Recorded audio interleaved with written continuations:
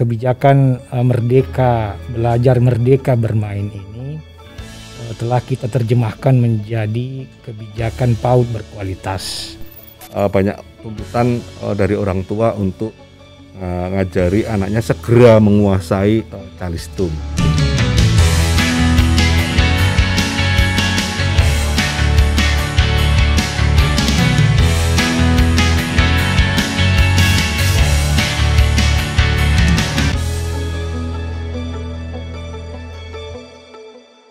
Halo Sobat PAUD, hari ini kita akan membahas topik Merdeka Belajar, Merdeka Bermain dengan narasumber Bapak Muhammad Hasbi dan Mas Bukik Setiawan.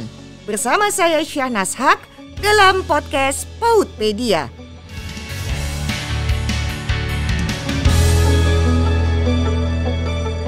Assalamualaikum warahmatullahi wabarakatuh. Salam sejahtera, Om Swastiastu, Namo Buddhaya, salam kebajikan, rahayu. Apa kabar semuanya, ayah, bunda, sobat PAUD? Salam PAUDpedia. Nah, Mas Dir di sini, Mas Bukik sudah ada. Jadi, salam PAUDpedia adalah merupakan lingkaran di mana kami semua berharap semua sarjana PAUD jadi holistik, lingkaran penuh dan siap untuk belajar karena mempunyai profil yang sudah canggih. Begitu ya Mas Dir ya? Iya.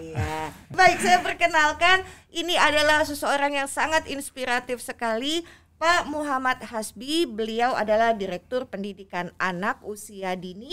Dan Mas Bukik, apa kabar? Beliau adalah Mas Bukik Setiawan. Saya tuh follower akun Instagramnya penuh dengan inspirasi nih, Mas Direktur, Mas Bukik. Mas Direktur punya akun Instagram? Punya dong. Oh, asik. Nanti saya follow ya. Wah, enggak, silakan.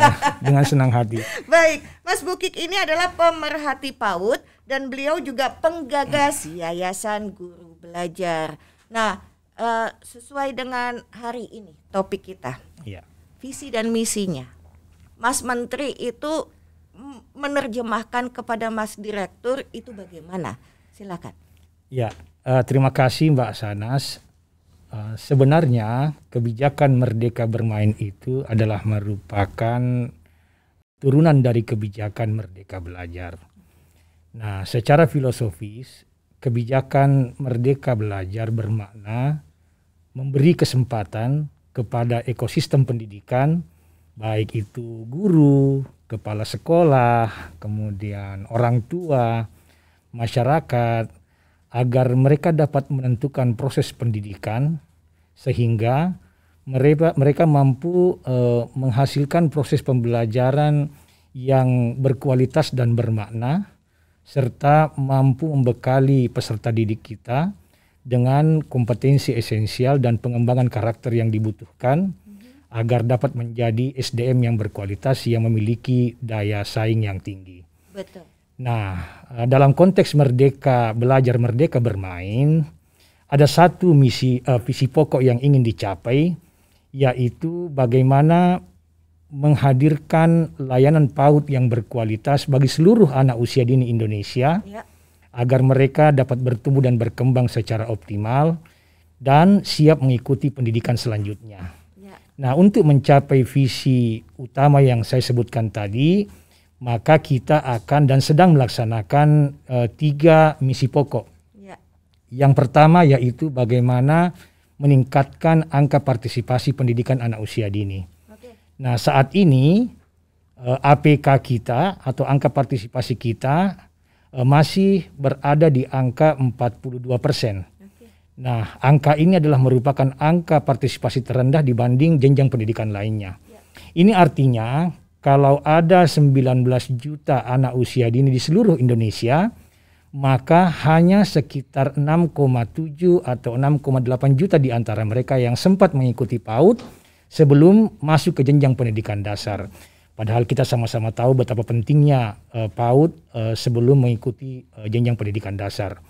Nah, yang kedua adalah bagaimana menghadirkan layanan PAUD yang inklusif, kemudian terjangkau dan merata. Inklusif artinya semua anak dapat mengikuti PAUD berkualitas, baik mereka yang normal, berkebutuhan khusus, atau mereka bahkan yang memiliki bakat istimewa. Betul. Kemudian terjangkau artinya semua kalangan ekonomi, status sosial ekonomi, baik yang memiliki status sosial ekonomi yang tinggi, mereka yang berasal dari kelas menengah maupun mereka yang berasal dari keluarga yang miskin, memperoleh akses untuk mengikuti PAUD berkualitas. Dan merata artinya tidak ada disparitas antar wilayah. Betul. Nah, yang ketiga adalah menghadirkan proses pembelajaran yang berkualitas dan bermakna. Nah, berkualitas artinya mengikuti paradigma pembelajaran PAUD yang kekinian, dan bermakna artinya apa yang dipelajari oleh anak kita, peserta di usia dini kita, sejalan atau sesuai dengan kehidupan nyata yang mereka alami di rumah dan sekolah masing-masing. Baik, Mas Direktur, ini saya kalau misalnya mendengar kalimat tadi berkualitas dan terjangkau, itu kayak bikin perumahan rakyat, gitu kan ya? Mesti berkualitas dan terjangkau. Mas Bukik, saya ke Mas Bukik ya, Mas Direktur ya. Bagaimana caranya yang simpel aja, implementasinya bagaimana? Mas Bukik silakan. Ya, terima kasih Mbak Sanas. Jadi sebelum masuk implementasi, ketika mendengar paparannya Mas Dir tadi yang saya bayangkan ya, kalau kita ke berbagai daerah di Indonesia itu, kita bisa melihat anak-anak usia dini itu melakukan berbagai macam aktivitas yang menyenangkan, yang dengan didampingi oleh orang-orang dewasa, apakah itu orang tua maupun guru. Mungkin ada sesekali sedikit ribut, tapi setelah itu mereka berdamai, atau juga sekali ada suara tangisan, tapi teman-teman yang lain itu membantu untuk menenangkan yang sedang menangis itu. Gotong royong banget gitu ya. Iya. Nah, semacam itu yang terbayang ketika mendengar itu, karena tadi kan terjangkau. Jadi kalau terjangkau berarti di setiap tempat, bukan hanya di perkotaan tapi juga di pedalaman, di pedesaan, itu juga kita bisa melihat anak-anak yang bermain bersukacita sambil mereka tetap belajar. Betul. Nah, yang menantang implementasinya. yang menantang memang implementasinya. Jadi implementasinya itu perlu yang pertama itu kesadaran bahwa apa sih tujuan dari pendidikan anak usia dini, itu kan. Jadi bahwa anak kita itu butuh tumbuh kembang secara utuh, ya, bukan hanya dari satu aspek aja, tapi kelima aspek dari tumbuh kembang anak itu harus berkembang. Kesadaran akan tujuan ini seringkali seringkali bagian tujuan itu seringkali dilewati, nggak dibaca, tapi padahal komitmen pada tujuan, niatnya itu apa, itu sangat penting. Jadi seorang pendidik pun ketika masuk kelas itu perlu punya kesadaran bahwa yang saya ajar hari ini itu saya bukan mengajar pelajaran, kan? Saya mengajar anak manusia, saya mengajar anak usia dini yang mempunyai aspek yang beragam, yang perlu dikembangkan. Yang kedua soal cara. Caranya kan kalau untuk mencapai visi tadi perlu cara yang pertama adalah cara yang berpusat pada anak. Yang berpusat pada anak apa? Ya, kita perlu memahami anak-anak pada usia dini itu kebutuhannya adalah bermain. Ya, sehingga semua hal yang kaitan dengan permainan itu harus dicari caranya gimana agar itu dapatkan pelajarannya. Ya. Bermain sambil belajar. Bermain sambil belajar. Dan itu adalah hak untuk anak-anak PAUD. Betul. Nah, selain bermain, yang dua aspek yang lain adalah kontekstual, tadi disebutkan oleh Mas Direktur juga, itu sesuatu yang memang harus ada di sekitar lingkungan anak. Jadi tidak harus didatangkan dari jauh-jauh, tapi apa yang ada di sekitar anak tersebut. Dan tentu yang ketiga soal bermakna. Jadi bagaimana aktivitas itu memang relevan dengan anak, terkait dengan minatnya, melibatkan anak untuk memilih aktivitas-aktivitas yang akan dimainkan sama anak tersebut. Baik, sebelum kita kasih contohnya gitu ya Mas Bukik ya. Nah, saya jadi terpikir adalah begini, adil itu bukan memberikan harga yang sama kepada setiap anak, akan tetapi memberikan sesuai dengan kebutuhannya. Karena tidak ada anak yang bodoh, yang ada kita orang dewasa yang belum tahu bagaimana buka kuncinya. Begitu kan? Ya. Tugas kita itu sebenarnya bukan membuat anak-anak itu belajar. Tugas kita adalah bagaimana merawat kapasitas belajar anak tersebut dengan beragam aktivitas. Baik. Nah, Mas Dir, kalau misalnya ya, kan yang kita inginkan adalah para sarjana atau wisudawan PAUD ini yang sesudah usia 6 tahun kemudian siap untuk jenjang pendidikan berikutnya menjadi tangguh dan tumbuh. Begitulah, mesti bilangnya tangguh dan tumbuh. Bagaimana implementasinya supaya para pendidik PAUD nggak cepet ngambek? Karena kalau muridnya banyak nanya, Bu Guru, Pak Guru, ini belum selesai. Nah begitu. Nah jadi apa nih implementasi yang nyata? Nanti Mas Bukik juga contoh-contohnya sama cerita-cerita di setiap daerah supaya jadi inspirasi. Silakan Mas Dir. Ya, terima kasih Mbak Sanas. Dari sisi kebijakan, sebenarnya kebijakan Merdeka Belajar Merdeka Bermain ini telah kita terjemahkan menjadi kebijakan PAUD berkualitas. Jadi ketika bicara mengenai PAUD berkualitas, maka kita berbicara mengenai dua elemen pokok yang menjadi penopang atau pilar dari PAUD berkualitas. Nah, apa itu? Yang pertama adalah terkait dengan kualitas proses pembelajaran. Seperti yang telah disampaikan oleh Mas Buki tadi, itu sangat terkait dengan kualitas proses pembelajaran. Dan yang kedua terkait dengan kualitas pengelolaan satuan pendidikan. Nah, apa itu kualitas proses pembelajaran? Yaitu memastikan bahwa semua peserta didik PAUD kita memperoleh stimulasi yang terencana dan terstruktur agar dimensi-dimensi perkembangannya dapat bertumbuh dan berkembang dengan baik.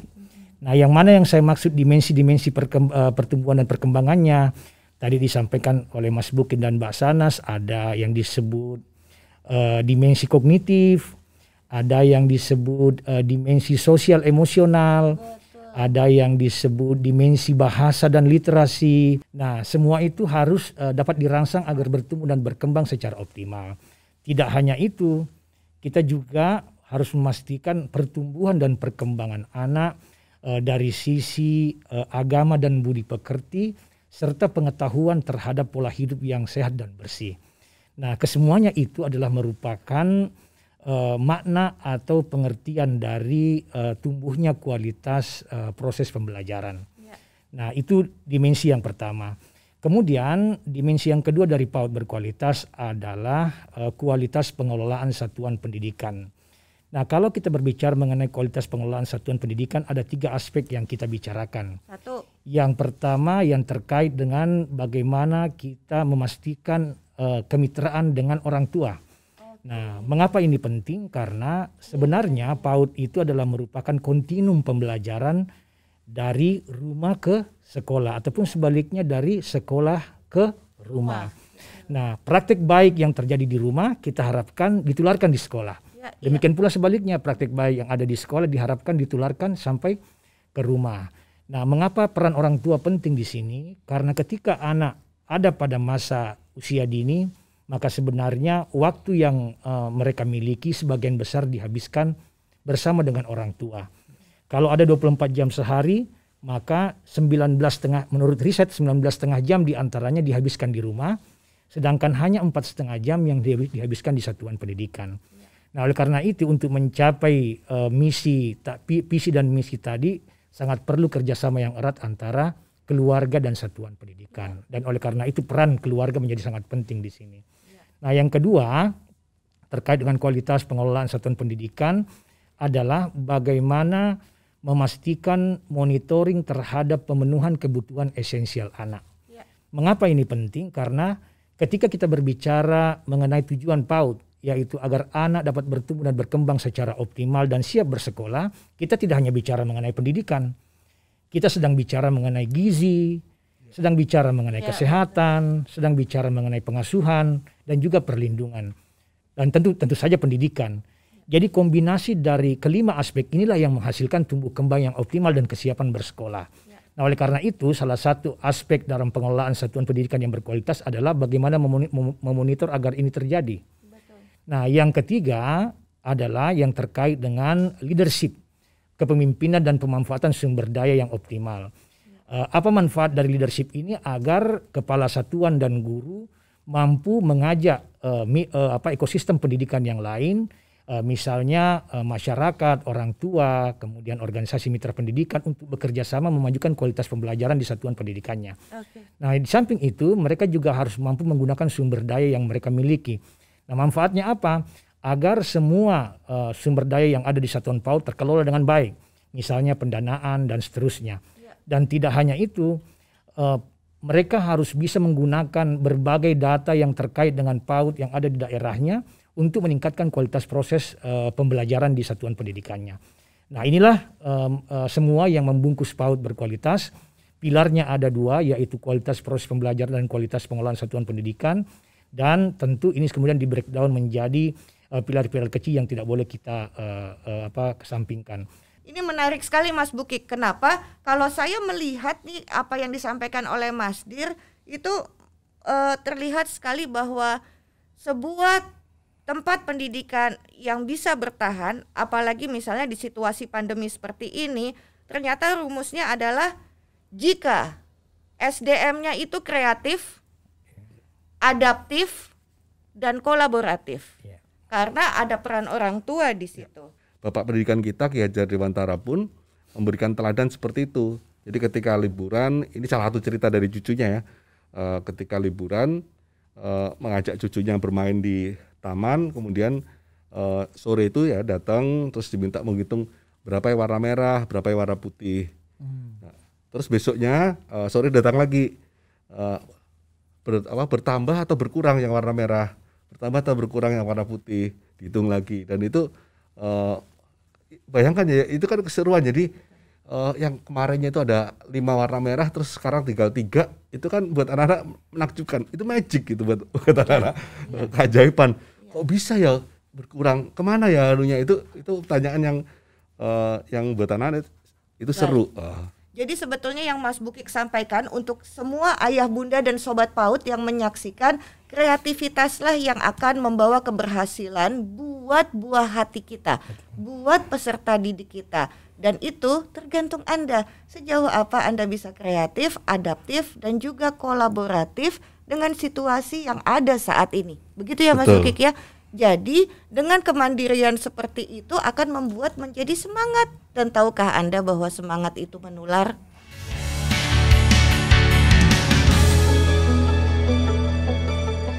Ayah, bunda, dan sobat PAUD, ternyata untuk membuat peserta didik PAUD yang sungguh luar biasa tangguh dan tumbuh, ternyata ada 3 komponen ya kalau dari obrolan kita tadi, yaitu bagaimana kita sebagai ayah dan bunda mendukung setiap potensi buah hatinya, dan ia berada di tangan SDM dan juga sekolah yang berkualitas dan tentunya sehat jasmani dan rohani. Ya, jadi betul. Jadi tantangan pendidikan anak usia dini itu seperti yang disampaikan oleh Mas Direktur tadi, memang di orang tua yang memang interaksinya masih lebih lama dan lebih intens gitu ya dibandingkan guru lah. Sayangnya banyak orang tua itu yang melihat hasil jangka pendeknya daripada jangka panjangnya. Jadi misalnya banyak tuntutan dari orang tua untuk ngajari anaknya segera menguasai calistung. Saya tekankan kata kunci segera ya, segera menguasai calistung. Kesegeraan ini yang seringkali menjadi tantangan di pendidikan PAUD. Ya. Kenapa? Karena memang senang ya kalau kita melihat anak-anak kita itu bisa segera membaca, bisa berhitung, segera. Ya. Padahal secara riset ya.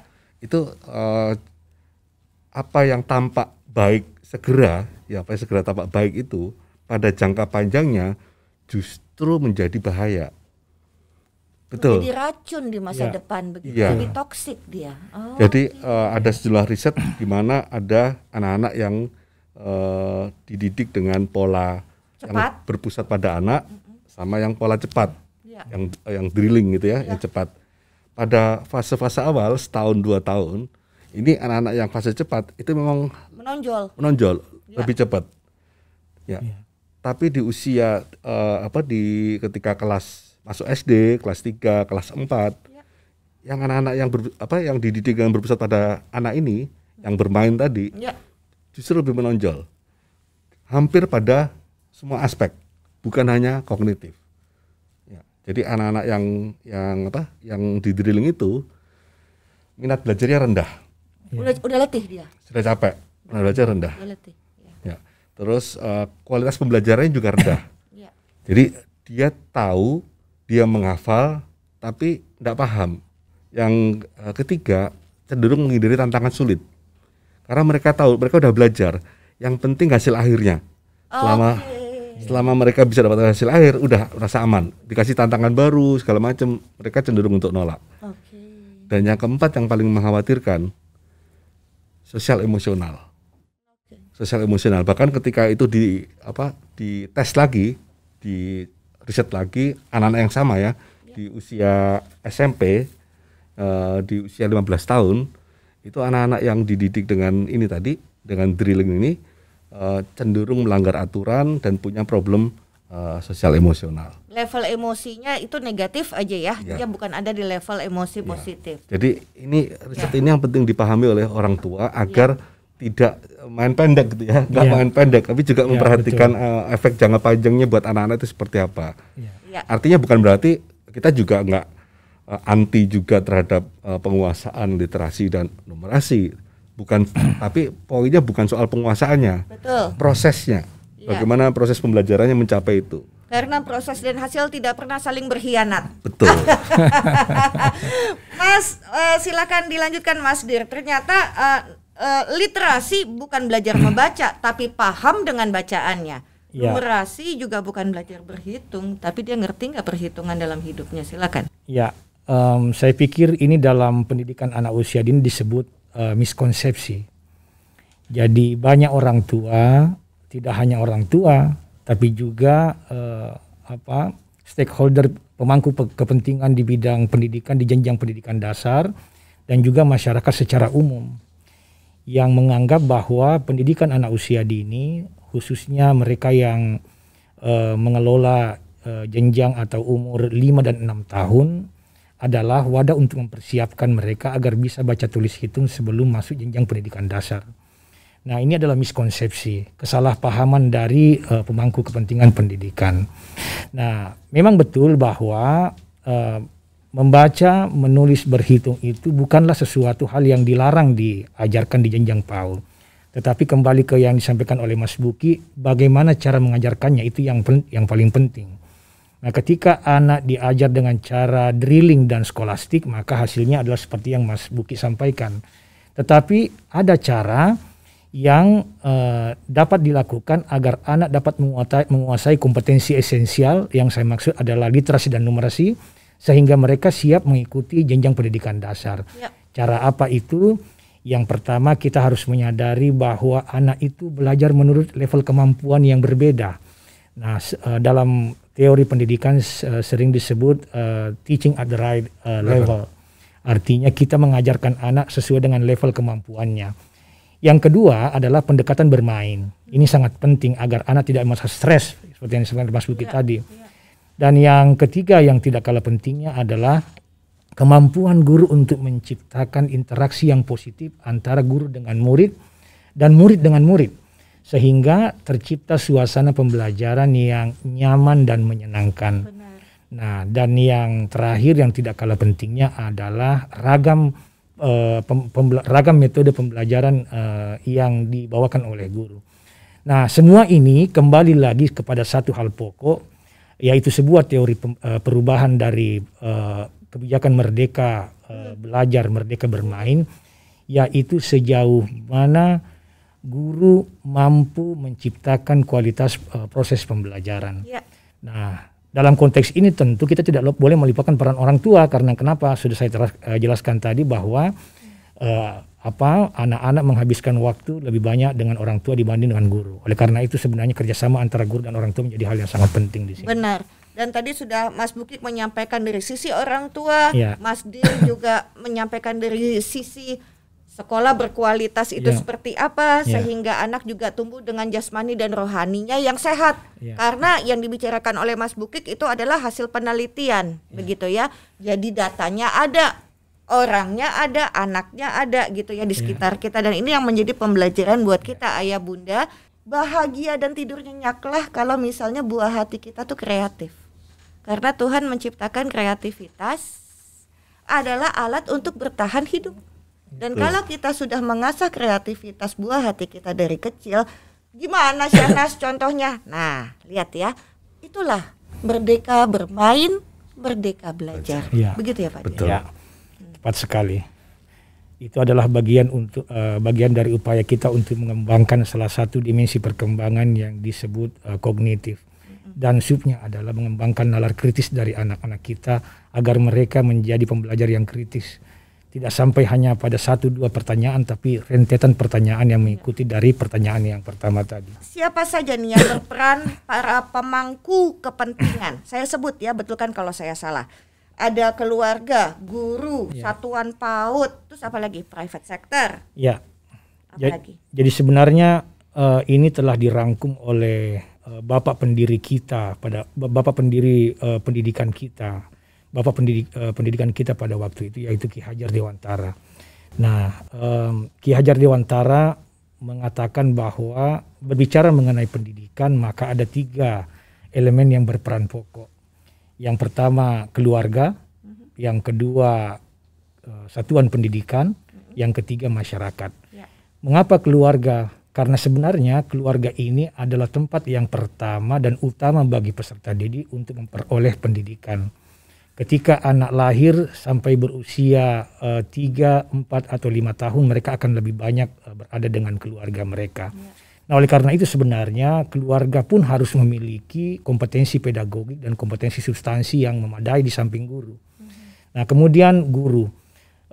Satuan pendidikan yang di dalamnya ada guru dan kepala sekolah serta tenaga kependidikan yang lain. Ini juga memiliki peran strategis. Nah, mengapa? Karena sekolah ini, satuan pendidikan ini adalah tempat anak menerima rangsangan yang terencana dan terstruktur agar mereka dapat terstimulasi, bertumbuh dan berkembang dimensi pertumbuhan perkembangannya sehingga mereka siap mengikuti pendidikan berikutnya. Nah, masyarakat ini perwujudannya ada banyak, bisa dari komunitas, organisasi pendidikan, mitra pembangunan, ya, masyarakat secara umum, bisa perguruan tinggi dan seterusnya. Organisasi dunia. Ya, organisasi dunia. Mereka dapat memberikan berbagai macam dukungan yang diperlukan untuk menghadirkan pendidikan atau PAUD yang berkualitas. Bisa dalam bentuk dukungan finansial, dukungan advokasi, dan berbagai macam dukungan yang lain. Baik, jadi inilah yang disebut kalau misalnya semua orang merapatkan barisan dan bisa berkolaborasi, maka bukanlah sebuah hayalan atau impian bahwa kita bisa membuat lulusan PAUD ini tangguh dan juga bertumbuh. Begitu kan ya. Jadi apa terakhir yang penting sekali menjadi pesan take home message untuk ayah, bunda, dan sobat PAUD dari Mas Dir dulu, kemudian silakan Mas Bukik.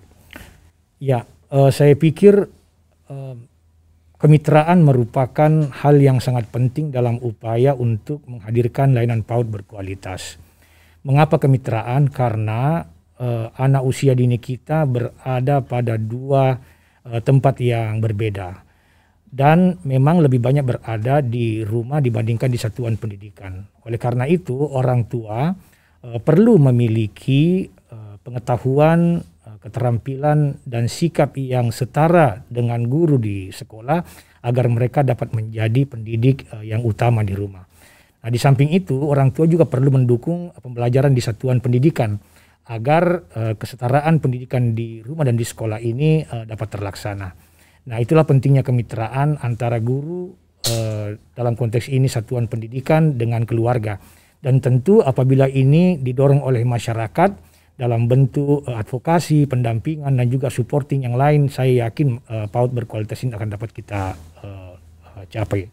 Baik, Bapak Direktur PAUD, terima kasih banyak. Pak Muhammad Hasbi yang luar biasa, dan akhirnya hari ini menjadi terang benderang bagaimana kebijakan dari pemerintah bahwa ayo kita bersama-sama untuk mewujudkan, untuk menyongsong Indonesia menjadi semakin baik setiap saatnya, begitu ya. Nah, Mas Bukik silakan. Ya, Bapak Ibu sekalian, pendidik PAUD dimanapun berada, tugas kita adalah menemani makhluk yang luar biasa yang disebut sebagai anak-anak. Mereka lahir sebagai pelajar yang merdeka. Tugas kita memastikan bahwa mereka mendapatkan apa yang mereka butuhkan, mendapatkan dukungan yang mereka butuhkan untuk tumbuh dan berkembang. Dan itu semua terangkum dalam Merdeka Belajar, Merdeka Bermain. Baik, terima kasih Mas Bukik, luar biasa Mas Bukik Setiawan sebagai pemerhati PAUD dan penggagas Yayasan Guru Belajar. Itu saya menarik sekali tentang guru belajar. Guru yang berhenti belajar lebih baik juga berhenti mengajar. Iya. Betul. Hanya guru belajar yang layak mengajar. Betul, luar biasa. Mas Bukik, terima kasih banyak ya. Siap. Luar biasa hari ini. Ayah, Bunda, dan juga Sobat PAUD. Jadi terima kasih sudah menyaksikan kami, dan jangan lupa jangan hanya menyaksikan, ceritakan juga kepada Sobat PAUD lainnya untuk menyaksikan setiap episode yang ditampilkan oleh kami. Karena mudah-mudahan ini adalah sebuah inspirasi yang menjadi mencerahkan, mendidik dan memberdayakan kita semua sebagai ayah, bunda dan juga Sobat PAUD. Dan untuk Anda, bagaimana kita bisa mengembangkan anak bangsa? Jangan lupa pengembangan pendidikan dan juga berkarakter. Sudah like dan subscribe? Belum? Ya sekarang dong kalau begitu ya. Dan jangan lupa pasang belnya. Jadi kalau setiap episodenya ada, langsung bunyi di tempat Anda. Ih, mesti nonton nih, gitu ya. Nah, baiklah. Kami akan kembali lagi dengan episode-episode yang luar biasa. Saya Syahnas Haq, Mas Direktur, Mas Bukik, undur diri. Sampai jumpa lagi. Salam PAUDpedia. Sampai jumpa lagi.